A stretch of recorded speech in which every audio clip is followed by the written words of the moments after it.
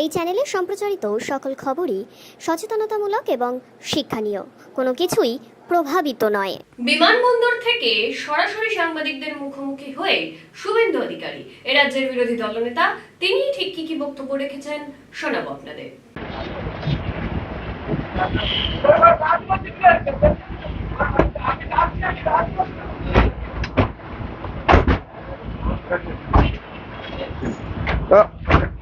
যৌথ সংসদীয় দেরি করেন না 10টা বাজে।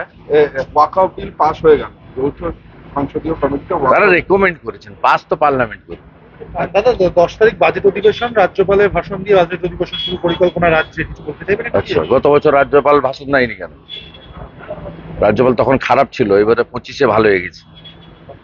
নির্বাচন আসছে।